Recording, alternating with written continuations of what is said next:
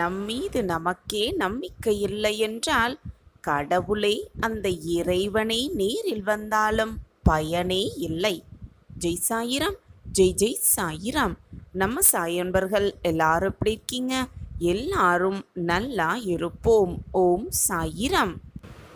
எதிர்பார்த்த இடத்திலிருந்து நல்ல தகவல் வரும், நிச்சயமாக வரும், நல்லது நடக்கும் நம்பிக்கையோடு இந்த அழகாய் விடிந்த இந்த காலை வேளையில் நம்பிக்கையோடு இந்த நாளை துவங்கலாம். நாம் நினைப்பது எல்லாமே நமக்கு சாத்தியமாகும் வரை நம்பிக்கையோடு இருக்கலாம். நம் சாயப்பா நம்மோடு இருக்கும் வரை நமக்கு ஏன் மனக்கவலை?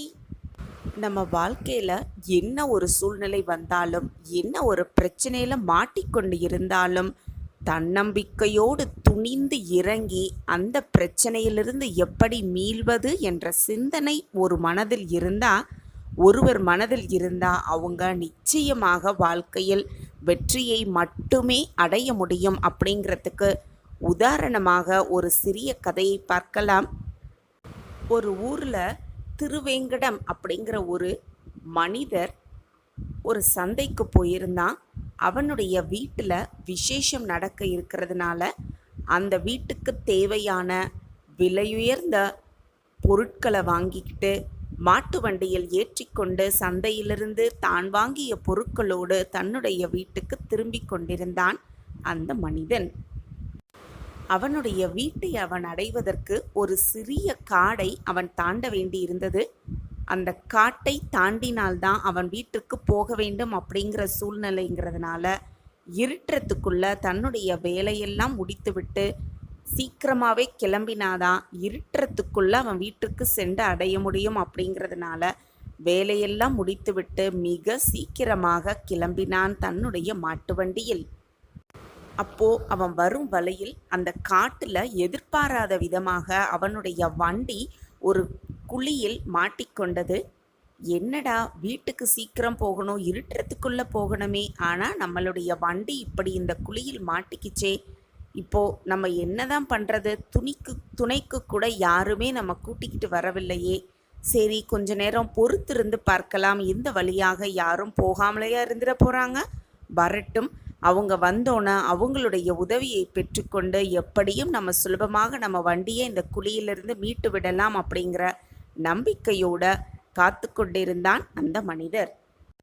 சூரியன் கொஞ்சம் கொஞ்சமாக மறைந்து காடு முழுவதும் இருட்டு ஆக துவங்கியது. என்னடா, நம்ம நேரம் இப்படி இருக்கே, இந்த நேரமாக பார்த்து இந்த வழியில் யாருமே வரலையே, நமக்கு உதவுவதற்கு யாருமே துணையாக இல்லையே அப்படின்னு வருத்தத்தோடு குழியில் மாட்டிக்கொண்ட தன்னுடைய மாட்டு வண்டியை பார்த்தபடியே நின்று கொண்டிருந்தார் அந்த மனிதர். அப்போ தெய்வாதீனமா அந்த வழியா ஒரு துறவி நடந்து வந்து கொண்டிருந்தார். அதை பார்த்த அந்த மனிதருக்கு ரொம்பவே ஆனந்தம். நமக்காக அந்த இறைவனே நடந்து வரும் போல ஒரு கற்பனை தோற்றத்தை மனசுக்குள்ளே எழுந்தது. உடனே துறவியிடம் ஓடி போய், நான் ரொம்ப நேரமாக இந்த பக்கமாக நின்றுக்கிட்டு இருக்கேன், என்னுடைய மாட்டு வண்டி இந்த குழியில் மாட்டிக்கிச்சு, என்ன செய்துனே தெரியாமல் யாராவது வந்தால் உதவிக்கு அழைக்கலாம் அப்படிங்கிற எண்ணத்தோடு நின்றுக்கிட்டு இருக்கேன், ஆனால் யாருமே வரலை, தெய்வாதீனமாக நீங்கள் வந்திருக்கீங்க, உங்களை தான் நான் மலை போல் நம்பிகிட்ருக்கேன், நீங்கள் உதவுனீங்கன்னா என்னுடைய மாட்டு வண்டியை அந்த குழியிலிருந்து நான் சீக்கிரமாக வெளியில் எடுத்துருவேன் அப்படின்னு பணிவன்போடு அந்த துறவியை பார்த்து கேட்டார் அந்த மனிதர். உடனே அந்த துறவி அந்த மனிதர் பேசினதையும் வண்டி குழியில் மாட்டிக்கிட்டு இருக்கிறதையும் நல்லா கூர்ந்து கவனிச்சுட்டு, என்னப்பா, நானே ஒரு வயதான துறவி, ரொம்ப நேரமாக நடந்து வந்துக்கிட்டு இருக்கேன், அந்த களைப்பே என்னை விட்டு போகலை, என்னால் எப்படி உனக்கு உதவி பண்ண முடியும், அதுவும் குழியில் மாட்டிக்கிட்டு இருக்க அந்த வண்டியை எனக்கு பலமே இல்லாத நான் எப்படி உதவி அதை வெளியில் எடுக்க முடியும்னு எனக்கு தெரியலையே, என்னால் முடியாது அப்படின்னு சொல்லிட்டாரு. துறவி மேலும் சொன்னார், என்னப்பா நீ இப்படியே இந்த வண்டியை பார்த்துக்கிட்டு நின்றுக்கிட்டே இருக்கிறியே, நேரம் வேற போய்கிட்டே இருக்கு, சூரியன் மறைஞ்சிக்கிட்டே இருக்கு, இருட்டின பிறகு இந்த பக்கமாக யாருமே வரமாட்டாங்க, வரக்கூடிய சூழலும் இந்த இடம் இல்லை, அது மட்டும் அல்லாமல் உன்னுடைய வண்டியில் விலையுயர்ந்த பொருட்கள் நிறையவே இருக்கும் போல இருக்கே, இந்த பக்கம் திருடர்கள் பிரச்சனை நிறையாவே இருக்குது, அவங்க பொருட்களை அபகரிக்கிறதோடு மட்டுமல்லாமல் ஆளையும் கொன்று விடுவார்கள் அப்படின்னு நான் கேள்விப்பட்டிருக்கேன். ஆனால் நீ எதை பற்றியுமே யோசிக்காம யாராவது வருவாங்களோ அப்படின்னு எதிர்பார்த்துக்கிட்டு இருக்கியே அப்படின்னு அவர் சொல்ல சொல்ல அந்த மனிதரோட மனதிலும் பயம் தொற்றிக்கொண்டது. துறவி சொன்னது எல்லாமே அந்த மனிதரோட மனதில் போனோன்னே, ஏன் மற்றவங்களுக்காக நம்ம வெயிட் பண்ணிக்கிட்டே இருக்கணும், இந்த வண்டியை மீட்கிறதுக்கான முயற்சியில் நம்மளே ஈடுபட்டால் என்ன அப்படிங்கிற ஒரு நம்பிக்கையும் ஒரு துணிவும் அந்த மனிதர் மனதில் வந்தது. உடனே யாரையுமே எதிர்பார்க்காம தன்னுடைய முழு பலத்தையும் பிரயோகிக்கப்படுத்தி அந்த குழியிலிருந்து வண்டியை மீட்க அந்த மனிதர் ஆரம்பித்தார். முழு பலத்தையும் கொடுத்தும் கூட அந்த வண்டி சிறிது கூட நகரவே இல்லை. சக்கரத்தை நகர்த்தக்கூட முடியவில்லை அந்த மனிதரிடம். ஆனால் அவனுடைய துணிவையும் நம்பிக்கையையும் விடாமுயற்சியையும் அவன் கைவிடாமல், எப்படியும் இந்த வண்டியை நம் ஒருவர் தான் இதை நகர்த்த வேண்டும், வேற வழியே இல்லை அப்படிங்கிற ஒரு எண்ணத்தோட மீண்டும் முழு முயற்சியோடு அந்த சக்கரத்தை நகர்த்தினான். அப்பொழுது அதிசயமாக அந்த குழியிலிருந்து சக்கரம் மெல்ல மெல்ல மேலே எழும்பி வந்தது. இதை பார்த்தோன்னே அந்த துறவி என்னப்பா, இன்னும் ஒரு சின்ன விஷயத்துக்காக போய் யாராவது வருவாங்களா, உதவிக்கு வருவாங்களான்னு காத்துக்கிட்டு இருந்தியே, இப்போ பாரு நீயே யாரோட துணையும் இல்லாமல் நீயே மீட்டெடுத்து வந்துட்டியே அப்படின்னு சொன்னார். எப்போவுமே நமக்கு உதவுவதற்கு யாராவது வருவாங்களா அப்படிங்கிற எண்ணத்தோடு காத்துக்கிட்டே இருந்தோன்னா அந்த நிகழ்வுகளை, அந்த பிரச்சனைகளிலிருந்து வெளிவரத்துக்கான எந்த வழியும் உன் கண்ணுக்கு தென்படவே தென்படாது. அதற்கான வழியும் உன் கண்களுக்கு தெரியாது. வாழ்க்கையில் இப்படியாப்பட்ட சூழ்நிலையோ பிரச்சனையோ ஏதாவது வந்துச்சுன்னா அந்த பிரச்சனையிலிருந்து எப்படி மீள்வது அப்படின்னு துணிவோட நாமே மற்றவர்களை எதிர்பார்க்காம செயல்பட்டோன்னா நிச்சயமாக அந்த நிகழ்வுகள், அந்த பிரச்சனையிலிருந்து வெளிவரலாம். இதுதான் வாழ்க்கையின் தத்துவம் அப்படின்னு அந்த துறவி அந்த மனிதருக்கு அறிவுரை கூறினார். எந்த ஒரு கஷ்டமான சூழ்நிலை வந்தாலும் துணிவோடு போராடும் யாருக்குமே கஷ்டமோ தோல்வியோ துக்கமோ வந்துவிடாது. கண்டிப்பாக வெற்றி மட்டும்தான் வரும் அப்படின்ற அறிவுரையையும் அந்த துறவி அந்த மனிதருக்கு வழங்கினார். நீ உன்னுடைய பிரச்சனையை என்கிட்ட சொல்லும் பொழுது இந்த பிரச்சனையை ஒன்னாலேயே தீர்த்து விட முடியும் அப்படின்னு எனக்கு நல்லாவே தெரிஞ்சிச்சு. அதனால தான் நீ உதவிக்கு கூப்பிட்டும் கூட என்னால் வர முடியாது, நான் மிகவும் சோர்வாக இருக்கிறேன் அப்படிங்கிற பொய்யை நான் உன்கிட்ட சொன்னேன். அப்படி யாருமே இல்லை அப்படிங்கிற சூழ்நிலை வந்த பொழுது தான் உன் மனதில் துணிவு எழுந்ததை என்னால் உணர முடிஞ்சிச்சு. நீயும் துணிவோடு போராடின, குழியில் மாட்டிக்கிட்டு இருக்க வண்டியை மீட்டும் எடுத்த. எனவே உன்னுடைய துணிவை நான் பாராட்டுறேன். துணிவோடு எதிலையும் செயல்படு, நிச்சயமாக வெற்றி உன் பக்கம்தான் இருக்கும் அப்படின்னு கூறி முடித்தார் அந்த துறவி. துறவி சொல்லி முடித்தோன்னே தன்னுடைய தவறை நன்றாக உணர்ந்து கொண்ட அந்த மனிதர் அவருக்கு நன்றியை கூறிவிட்டு இனி துணிவோடு செயல்படுவேன் அப்படிங்கிற நம்பிக்கையோடு அந்த இடத்தை விட்டு தன் வீடு நோக்கி புறப்பட்டார் அந்த மனிதர். எந்த ஒரு விஷயத்தையும் நம்மால் செய்ய முடியும் என்று துணிவோடு இறங்குபவனுக்கு நிச்சயமாக வாழ்க்கையில் வெற்றி வரும். மற்றவர்களை எதிர்பார்த்து காத்துக்கொண்டே இருந்தால் வாழ்க்கையில் காத்துக்கொண்டே மட்டுமே இருக்க முடியுமே தவிர எதையுமே சாதிக்கவே முடியாது. அது மட்டுமல்லாமல் இது நம்மால் முடியுமா, நமக்கு இது சாத்தியப்படுமா அப்படின்னு கேள்விக்குறியோடு யார் ஒருவர் இருக்கிறார்களோ அவர்களுக்கு நிச்சயமாக தோல்விதான் வந்து தழுவும்.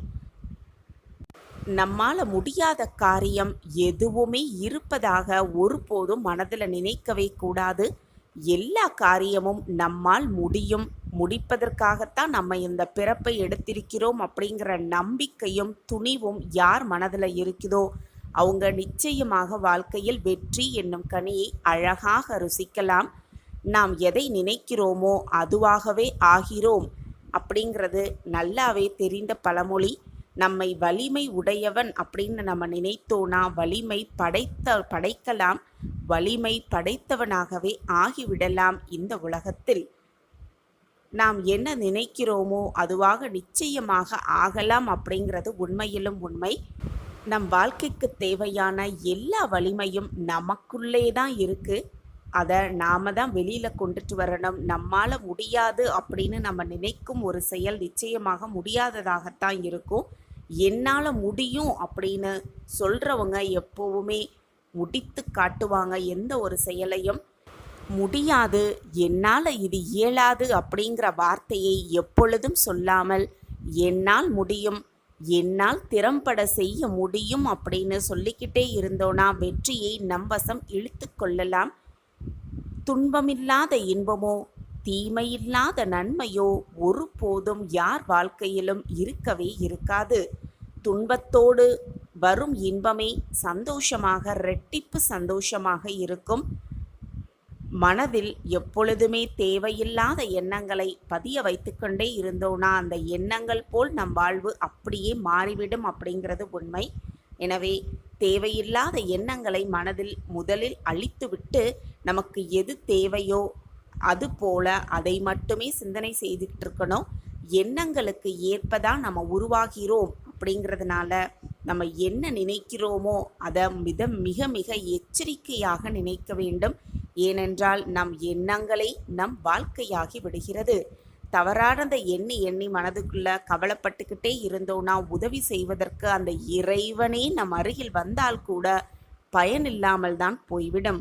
எனவே நல்லதையே நினைப்போம், நல்லதே நடக்கும். நல்ல தகவல் நமக்கு வரும். நல்ல நிகழ்வுகள் மட்டுமே நம் வாழ்க்கையில் நடக்கும். நல்லது மட்டுமே நிலக்கும். அதுவும் நிரந்தர நன்மையாக இருக்கும்படி எல்லாம் நம் வாழ்க்கையில் மாற்றி அமைத்துக் கொள்வது நம் எண்ணங்களில் இருக்கிறது என்ற உண்மையோடு நம்பிக்கையோடு வாழலாம். சாயப்பா இருக்க நமக்கு ஏன் மனக்கவலை? நம்பிக்கையோடு இரு. நாளை விடியலில் உனக்கான சந்தோஷம், உனக்கான மகிழ்ச்சி உன்னை வந்து சேரும் என்ற நம்பிக்கையோடு இந்த இரவை கடந்து வா. நாளை விடியல் சர்வ நிச்சயமாக உனக்கான விடியலாகவே இருக்கும். நான் அந்த மாற்றத்தை உனக்கு கொண்டு வந்தே தீருவேன். எனக்காக யாருமே இல்லை, என்னை பிடித்தவர்கள் என்று இந்த உலகத்தில் எவருமே இல்லை. தோள் சாய்ந்து கொள்ள வேதனை என்று துவளும் பொழுது தோள் சாய்ந்து கொள்ள எனக்காக யாருமே இல்லை என்று வருத்தப்பட்டு கொண்டிருக்கிறாய். உனக்காக யாரும் இல்லை, உன் மனதை புரிந்து கொள்ள வேண்டும் என்று நீ எதற்காக எண்ணுகிறாய்? உன்னை யாருக்கும் இந்த உலகத்தில் பிடிக்கவில்லை என்றால் நீ இன்னும் நடிக்க கற்றுக்கொள்ளவில்லை என்றுதான் அர்த்தம். மற்றவர்களுக்கு பிடிக்கும்படி நடந்து கொள்ள வேண்டுமானால் நடித்து கொண்டேதான் இருக்க வேண்டுமே தவிர உன் வாழ்க்கையை நீ வாழவே, உனக்கு பிடித்தது போல நீ வாழவே முடியாது. நடித்து கொண்டே இருந்தால் வாழ்க்கையை வாழ்ந்துவிட முடியுமா நிம்மதியாக? நடிக்க வேண்டாம். நீ உன் மனதிற்கு எது சரி என்று படுகிறதோ, உனக்கு எது சரி என்று படுகிறதோ அதன்படி உன் வாழ்க்கையில் நீ சென்று கொண்டே இரு. மற்றவர்களுக்கு உன்னை பிடிக்க வேண்டும் என்றில்லை. நீ நடப்பதை பார்த்து, நீ வாழ்ந்து கொண்டிருப்பதை பார்த்து உன்னை பிடிக்காதவர்களும் தேடி வந்து உன்னிடம் பழக்கம் கொள்வார்கள். அப்படி வாழ்வதுதான் உண்மையான வெற்றியாகவே இருக்கும். உண்மையாக இருந்தால் இந்த உலகத்தில் பல பேருக்கு பிடிக்கவே பிடிக்காது. நீ அதற்காக உன் மனதை போட்டு கலங்க வைக்க வேண்டிய அவசியமே இல்லை. உன் மனதிற்கு எது சரி என்று படுகிறதோ, இதுதான் சரி என்று உன் மனதிற்கு எப்பொழுது தென்படுகிறதோ அதன்படி நீ உன் வாழ்க்கையை வாழ்ந்தாலே போதும். உன் வாழ்க்கை உனக்கு ஏற்றாற் போலவே இருக்கும். நீ நிம்மதியாகவும் சந்தோஷமாகவும் வாழலாம். நீ எதை தேடி ஓடிக்கொண்டே இருக்கிறாயோ, எதை தேடிக்கொண்டே இருக்கிறாயோ அது உன்னை தேடி உன்னிடம் வந்து சேரும். சர்வ நிச்சயமாக நல்ல காலம் இதுதான். குழந்தையே, உன்னுடைய அன்பான வாழ்க்கையில் கணவன் மனைவியிடம் விட்டு கொடுக்கலாம், மனைவி கணவனிடம் விட்டு கொடுக்கலாம். ஆனால் எதற்காகவும் யாருக்காகவும் உங்களுடைய துணையை விட்டு கொடுக்காமல் வாழ்ந்தாலே போதும். உங்கள் இருவருக்குள்ளும் பிரிவும் வராது, பிரச்சனையும் வராது. இவ்வளவு வேதனைகள் உன்னை சூழ்ந்து கொண்டிருக்கிறது என்றால் அதற்கு பொறுப்பும் நீயேதான். ஆனால் இனிமேல் உன் வாழ்க்கை எப்படி இருக்க வேண்டும், எப்படி மாற்றி அமைக்க வேண்டும் என்பதை நீ நினைக்கிறாயோ அதை மாற்றி அமைப்பதற்கான திறமையை உன் சாயப்பா உனக்கு கொடுக்கிறேன். வாய்ப்பை பயன்படுத்திக்கொள். வாய்ப்பை பயன்படுத்திக் கொண்டு உன் வாழ்க்கையை உனக்கு ஏற்றாற்போல் சந்தோஷமாக மாற்றிக்கொள். என் அன்பு குழந்தையே, உனக்கும் உன் துணைக்கும் நான் துணையாகத்தானே இருந்து கொண்டிருக்கிறேன். பின் ஏன் உன் மனதை போட்டு குழப்பிக் கொள்கிறாய்?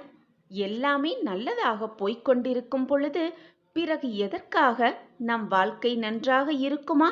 துணையோடு சேர்ந்து சந்தோஷமான வாழ்க்கையை நான் எதிர்பார்த்தபடி வாழ்வேனா? என் துணைக்கு ஒரு நல்ல வேலை கிடைக்குமா? என் துணை என்னை புரிந்து நடந்து கொள்வாரா?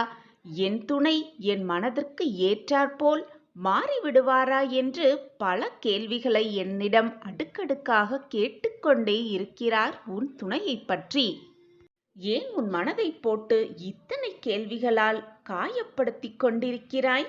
என் துணையோடு என் வாழ்க்கை சுமூகமாக செல்லுமா என்று பல குழப்பத்தோடு பல குமுறல்களோடு உன் வாழ்க்கையை நகர்த்தி கொண்டிருக்கிறாய். இது நியாயமா என் குழந்தையே? நீ எந்த நேரத்தில் உனக்காகவும் உன் துணைக்காகவும் உன் குடும்பத்தாருக்காகவும் என்னிடம் வேண்டுதலை வைத்தாயோ அந்த நிமிடமே நான் என்னுடைய ஆசிர்வாதத்தை தந்துவிட்டேன்.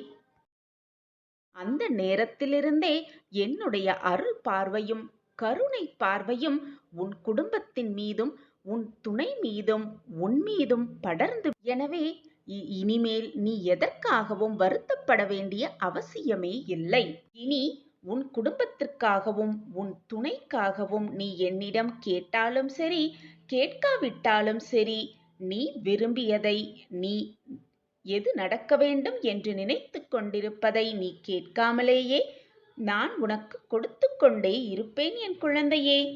உன்னுடைய நல்ல குணத்திற்காகவும் நீ என்மேல் வைத்த நம்பிக்கைக்காகவும் நான் உன் வாழ்க்கைக்கான எல்லா நல்ல விஷயங்களையும் பார்த்து பார்த்து செய்து கொண்டுதான் இருக்கிறேன் என் குழந்தையே.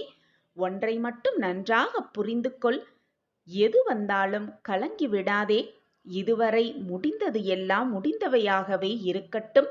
உன் துணையோடு எந்த ஒரு மன போராட்டத்தோடும் நீ வாழ்ந்து வந்தாலும் சரி, அதை இப்பொழுதே இந்த நிமிடத்திலிருந்தே எல்லாவற்றையும் மறந்துவிடு. மனக்கசப்புகளையெல்லாம் அழித்துவிடு. உன் மனதிலிருந்து மனவேதனையெல்லாம் தூக்கி எறிந்துவிடு உன் மனதிலிருந்து. இனி புது வாழ்க்கையில் தொடங்குவதற்கான நல்ல ஆயத்தமாக இந்த நேரத்தை பயன்படுத்திக்கொள். உன் துணையை மனம் மாற்றி நான் உன்னுடன் அனுப்பியிருக்கிறேன். கூடிய விரைவில் உன் வாழ்க்கையில் மிகப்பெரிய அதிசயமும் அற்புதமும் நிகழப்போகிறது. அது நிகழ்வதற்கு தடையாக இருந்த அத்தனை விஷயங்களையும் உனக்கே சாதகமாக்கி அதற்கான இறுதி கட்டத்தில்தான் நீ இப்பொழுது இருந்து கொண்டிருக்கிறாய். இறுதி கட்டத்தை எட்டிவிட்டாய். உன் வேண்டுதல்கள் அனைத்துமே கூடிய விரைவில் உனக்கே சாதகமாகும் நேரம் உன்னை நெருங்கிவிட்டது. நீ என்னிடம் வந்து என்ன கூறப்போகிறாய் தெரியுமா? என் வாழ்க்கையில் இதுவெல்லாம் நடக்குமா என்று நான் ஏக்கத்தோடு பார்த்து கொண்டிருந்த அந்த விஷயத்தை எனக்கு சாதகமாக நிறைவேற்றி கொடுத்து விட்டீர்கள் சாயிநாதரே. என் வாழ்க்கையில் மாற்றங்கள் நிகழ்ந்துவிட்டது. நன்றி மேல் நன்றி சாயிநாதரே என்று என்னிடம் வந்து நீ கூறத்தான் போகிறாய். வேலை பாக்கியம், திருமண பாக்கியம், குழந்தை பாக்கியம், எனக்கிருந்த வழக்கு பிரச்சனை, குடும்ப உறவுகளில் சிக்கல், அனைத்து பிரச்சனைகளிலிருந்தும் என்னை விடுவித்து என் வாழ்க்கையில் மாற்றத்தை உண்டு பண்ணிவிட்டீர்கள் சாயிநாதரே. நான் இதுநாள் வரை எதற்காக ஏக்கத்தோடு இருந்தேனோ அதை அனைத்தையும் எனக்கு சாதகமாக்கி கொடுத்து விட்டீர்கள் என்று என்னிடம் வந்து ஆனந்த கண்ணீர் சொரியத்தான் போகிறாய். நான் உங்களிடம் கேட்ட அத்தனை விஷயங்களையும் எனக்கு சாதகமாக நிறைவேற்றி கொடுத்து விட்டீர்கள். என்னுடைய கடன் பிரச்சனைகளிலிருந்து நான் முற்றிலுமாக வெளியே வந்துவிட்டேன். கடனெல்லாம் அடைத்துவிட்டு நான் இப்பொழுது சேமிக்கும் அளவிற்கு எனக்கு செல்வத்தை வாரி வாரி கொடுத்துள்ளீர்கள். என்று நீங்கள் கொடுத்த அத்தனை விஷயங்களையும் நானே எதிர்பார்க்காத நேரத்தில், எதிர்பார்க்காத தருணத்தில் எனக்கு கொடுத்துள்ளீர்கள் என்று என்னிடம் வந்து சொல்லப் போகிறாய். நானுமே என்னுடைய பிள்ளைகள் அனைவரும் என்னிடம் பிரார்த்தனையாக வைத்தது அனைத்தையும் நிறைவேற்றி கொடுத்துவிட்டு எனக்கு நிறைவேற்றி கொடுத்து விட்டீர்கள் சாயிநாதரே. நான் இப்பொழுது மகிழ்ச்சியாக இருக்கிறேன், சந்தோஷமாக இருக்கிறேன் என்று எப்பொழுது என் பிள்ளைகள் கூறுவார்கள் என்று நானும் காத்து கொண்டிருக்கிறேன். இப்படி சாயியே சர்வதம், சாயியே அனைத்தும் என்று நம்பிக்கொண்டிருக்கும் கோடிக்கணக்கான பிள்ளைகளிடம் தினம் தினமும் நித்தம் நித்தம் அவர்களுடைய பிரார்த்தனையை நான் நிறைவேற்றி கொடுத்துதான் கொண்டிருக்கிறேன். தினம் தினம் அனைவருடைய வாழ்க்கையையும் மாற்றத்திற்கான அத்தனை வழிகளையும் நான் ஏற்படுத்தி கொண்டுதான் இருக்கிறேன். அந்த வகையில் என் பிள்ளையாகிய உனக்கும் நல்ல விஷயம் நடைபெறப் போகிறது. கூடிய விரைவில் உன் மாற்றத்துக்கான நேரமும் உன்னை நெருங்கிக் கொண்டிருக்கிறது. நீ எதை தேடிக்கொண்டிருக்கிறாயோ அதுவும் உன்னை தேடிக்கொண்டிருக்கிறது என்பதை தீர்க்கமாக நம்பு. அது உன்னிடம் வந்து சேரும் நேரமும் காலமும் எல்லாம் கூடி வந்திருக்கிறது. நெடு நாட்களுக்குப் பிறகு என் வாழ்க்கையிலும் என் மனதிலும் நிம்மதி நிலைத்திருக்கிறது. நான் மிகவும் சந்தோஷமாக இருக்கிறேன். என் வாழ்க்கையில் நல்ல மாற்றங்கள் நிகழ்ந்து கொண்டே இருக்கிறது. நான் எதிர்பார்க்கிறது எல்லாம் என் வாழ்வில் நடந்து கொண்டிருக்கிறது. நன்றி சாயிநாதரே என்று என்னிடம் வந்து கூறத்தான் போகிறாய். நானும் அதை பார்க்கத்தான் போகிறேன். என்னுடைய பிள்ளைகள் அனைவருமே நீடித்த செல்வமும் நிலையான உடல் ஆரோக்கியமும் பெற்று சர்வ மங்களமும் பெற்று சந்தோஷமாக வாழ்வதற்கே நான் நித்தம் நித்தம் என்னுடைய ஆசிர்வாதத்தை வழங்கிக் கொண்டே இருக்கிறேன். தினமும் என்னுடைய வாக்குகளை கொடுத்து கொண்டே இருக்கிறேன். நான் கொடுக்கும் வாக்கு எப்பொழுதுமே பொய்யாகாது. என்னை நம்பியவர்களை நான் விட்டு கொடுத்ததும் இல்லை, அவர்களை விட்டு சென்றதும் இல்லை, என்னை விட்டு விலகி போகும்படி நான் அறிவுறுத்தியதும் இல்லை. இந்த பிரபஞ்சத்தில் நீ எங்கு இருந்தாலும் உனக்கு தேவையானது அனைத்தையும் நான் செய்து கொடுப்பேன். நீ நினைப்பதற்கு மேலாகவே உனக்கு நடத்தி காட்டுவேன். சர்வ நிச்சயமாக இது உன் வாழ்வில் நடந்தே தீரும். உன் கஷ்டத்திற்கான இறுதி கட்டத்தை எட்டிவிட்டாய். என் பிரியமே, வரலாற்றில் வெற்றி பெற்றவனும் இடம்பெற முடியும், தோல்வி அடைந்தவனும் இடம்பெற முடியும். ஆனால் வேடிக்கை பார்ப்பவனால் ஒருபோதும் இடம்பெறவே முடியாது. நிச்சயமாக உன் வாழ்க்கை பிரகாசமாகும். சாய் சங்கல்பத்திற்கு உன் மனதிலும் உன் வாழ்க்கையிலும் இடம் உண்டுதானே? நீ நான் கண்டெடுத்த பொக்கிஷம். உன் வாழ்வில் உன் சாயப்பாவிற்கு இடம் உண்டு. உன் மனதிலும் உன் சாயப்பாவிற்கு இடம் உண்டு என்பது எனக்கு நிச்சயமாக தெரியும் என் பிள்ளையே. பாசம் வைத்து வைத்து ஏமாற்றப்பட்டு கொண்டே இருக்கிறோமே, நம்பி நம்பி ஏமாற்றப்பட்டு கொண்டே இருக்கிறோமே என்று வேதனைப்படாதே. உனக்கு நல்ல நிகழ்வுகள் நிகழும், நல்ல மாற்றங்கள் உன் வாழ்க்கையில் நிகழும் என்ற நம்பிக்கையோடு இரு. அனைத்திற்கும் உன் சாயப்பா தான் சாட்சி. உனக்கு பரிவு காட்ட, உன் மீது பாசத்தை பொழிய, உன் மீது அன்பு செலுத்த யாருமே இல்லாமல் தவிப்பது போல உணர்கிறாய். உனக்கு ஆறுதல் சொல்லவும் ஆளே இல்லை. மன இறுக்கத்தால் பிதற்றிக் கொண்டிருக்கிறாய். உன்னை நினைத்து, உன் வாழ்க்கையை நினைத்து, உன் போராட்டத்தை நினைத்து நீயே கண்ணீர் சிந்திக் கொண்டே இருக்கிறாய். இதையெல்லாம் சமாளித்து நாம் வென்றுவிடலாம் என்று ஒரு முறை உன் மனதிற்குள் நினைக்கிறாய். அதே சமயம் வேறு விதமாகவும் எண்ணுகிறாய். இந்த பிரச்சனையிலிருந்து எப்படி வெளிவருவோம், இதை எப்படி சமாளிப்போம் என்று அப்படியே சோர்ந்து உட்கார்ந்தும் விடுகிறாய். நிம்மதி என்ற வார்த்தை கூட மறந்து போய்விடும் அளவிற்கு பல இன்னல்கள், பல பிரச்சனைகள், பல சோதனைகளை சந்தித்து விட்டாய். போதும் என் குழந்தையே, உன் மனதை போட்டு குழப்பிக் கொண்டிருப்பதும் கண்ணீர் சிந்துவதையும் முதலில் நிறுத்திவிடு. கண்ணீரை முதலில் துடைத்துக்கொள். போ, எழுந்து போ, முகத்தை அலம்பிவிட்டு வா. உன்னை சுற்றி இருப்பவர்கள், உன்னுடைய உற்றார் உறவினர்கள் எல்லாருமே எனக்கு துரோகம் இழைக்கிறார்கள் என்று வருந்தாதே. அதிலிருந்து எப்படி மீண்டு வருவது, அதை எப்படி எதிர்கொள்வது என்பதை நிதானமாக உட்கார்ந்து யோசி. பாசமே என்ன என்று தெரியாத இவர்களுக்காகவா நீ இவ்வளவு வருத்தப்படுகிறாய், வேதனைப்படுகிறாய்? நீ கவலையே படாதே. உன் மனதை காயப்படுத்திய விஷயங்களையெல்லாம் மறந்துவிட்டு உன் லட்சியத்தை எப்படி எட்டிப் பிடிக்கலாம் என்பதை மட்டுமே உன் கவனத்தை செலுத்து. வாழ்க்கையை எப்படி வெல்லலாம் என்பதில் உன்னுடைய முழு கவனத்தையும் செலுத்து. நீ வெற்றியடைவதற்கான வழியை நான் காட்டுகிறேன். பிரகாசமாக, மிக பிரகாசமாகவே. வாழ்க்கையில் வெற்றியடைய வேண்டுமென்றால் தேவையற்ற பேச்சுகளையும் தேவையற்ற எண்ணங்களையும் அறவே ஒழித்துவிட்டு எப்படி வெல்லலாம், எப்படி வாழ்க்கையில் ஜெயிக்கலாம் என்ற சிந்தனையை மட்டுமே மனதிற்குள் இருத்திக் கொள்ள வேண்டும். முடிந்ததை பற்றி நினைத்து கொண்டு நோகடித்து கொண்டு வேதனைப்பட்டு கொண்டிருப்பதால் எதையுமே சாதிக்கவே முடியாது. வரப்போவதை நினைத்து பயந்து கொண்டிருப்பதாலும் எதையுமே வெற்றியை பார்க்கவே முடியாது. இப்பொழுது இந்த நொடி எவ்வளவு சாதிக்கலாம் என்பதை மட்டுமே உன் மனதில் நிறுத்திக்கொள். அப்பொழுதுதான் வெற்றி கனியை மிக சுலபமாக பறித்துவிட முடியும். அதை உன் சாயப்பாவோடு சேர்ந்து உன்னால் ருசிக்கவும் முடியும். நீ எடுத்து வைக்கும் ஒவ்வொரு அடியிலும் உனக்கு துணையாக, பக்க பலமாக எப்பொழுதும் உன் சாயப்பா வந்து கொண்டே இருக்கிறேன், வந்து கொண்டே இருப்பேன் என்பதை ஒரு நிமிடம், ஒரு நொடி கூட மறந்து விடாதே. நீ துன்பத்தில் வாழ்ந்தாலும் உன் அருகில் நான் இருப்பேன். நீ இன்பத்தில் திளைத்திருந்தாலும் உன் பக்கத்தில் நான் இருப்பேன். நீ துன்பத்தில் வேதனைப்படும் பொழுது உன் வேதனைக்கான மருந்தாக உன் சாயப்பா இருப்பேன் என் குழந்தையே. நம்பிக்கையை இழந்து விடாதே. உனக்கு தேவையானது அனைத்தையும் அள்ளி அள்ளி கொடுக்கவே, வாரி வாரி வழங்கவே உன் அப்பா உன் அருகிலேயே இருந்து கொண்டிருக்கும் பொழுது எதற்காக புலம்புகிறாய், வேதனைப்படுகிறாய், கண்ணீர் சிந்துகிறாய்? உன்னுடைய மனதில் உன் சாயப்பாவை வைத்திருக்கும் பொழுது தேவையில்லாத விஷயங்களில் உன் மனதிற்கு இடம் கொடுக்காதே. உன் சாயப்பா நான் இருக்கிறேன் உன் மனதில். எதற்காக உனக்கு இந்த குழப்பம், பயம், தெளிவு இல்லாமை?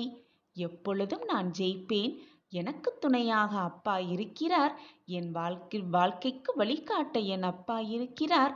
என்னை நானே புரிந்து கொள்வதற்காக என் அப்பா இருக்கிறார். வாழ்க்கையை புரிந்து கொள்வதற்காகவும் அதில் வெற்றியடைவதற்காகவும் என் அப்பா எனக்கு உறுதுணையாக இருக்கிறார், இருப்பார், எப்பொழுதும் இருந்து கொண்டே இருப்பார் என்ற நம்பிக்கை மட்டும் உன் மனதில் உண்டென்றால் போதும். அனைத்தும் உனக்கு சாதகமாக முடித்து காட்டுவேன் உன் சாயிநாதர். நீ நான் கண்டெடுத்த பொக்கிஷம். உன் கண்ணில் நீர் வர விட்டு விடுவேனா உன் சாயப்பா? உன் வாழ்க்கையில் சோதனைகளை வரவிட்டு விடுவேனா உன் சாயிநாதர்? குழப்பமே வேண்டாம், மனவேதனையே வேண்டாம், சந்தேகமே வேண்டாம். நிச்சயமாக உன் சாயிநாதர் அனைத்தையும் உனக்கு சாதகமாக்குவேன். இது உன் சாயப்பாவின் சத்திய வாக்கேதான். என் வாக்கு என்றைக்கும் பொய்யாகாது. என்னை நம்பியவர்களை நான் எப்பொழுதும் விட்டு கொடுத்ததும் இல்லை, அவர்களை விட்டு சென்றதும் இல்லை. நான் இருக்கிறேன் குழந்தையே. வீணாக உன் மனதை போட்டு குழப்பிக்கொண்டே இருக்காதே. காரணமே இல்லாமல் உனக்கு நடக்கும் விஷயத்திற்கு காரணமே இல்லாமல் வருத்தப்படாதே. எதற்கும் ஒரு நல்ல முடிவு உண்டு. உனக்கான நல்ல செய்தி காத்து கொண்டிருக்கிறது. எதுவுமே நடக்கவில்லை என்று என் மீது கோபப்படாதே. எல்லாம் உனக்கு சாதகமாக நிகழ்த்தவே, நிரந்தர நன்மையை உனக்கு கொடுக்கவே எல்லாம் தாமதமாக நடந்து கொண்டிருக்கிறது என்பதை தீர்க்கமாக நம்பு. சற்று நேரத்தில் நீ முகமலருவாய் என்ற நல்ல செய்தி உன் காதுகளுக்கு விழுந்து கொண்டே இருக்கிறதே. ஆனால் எதுவுமே நிகழவில்லையே என்று வருத்தப்படாதே. நல்ல நிகழ்வுகள் விழும். நல்ல செய்தி உன் காதுகளுக்கு வந்து விழும். நல்ல நேரம் உனக்கு வந்துவிடும். கூடிய விரைவில் அந்த நல்ல நேரத்தை நான் உனக்காக உருவாக்கியே தீருவேன்.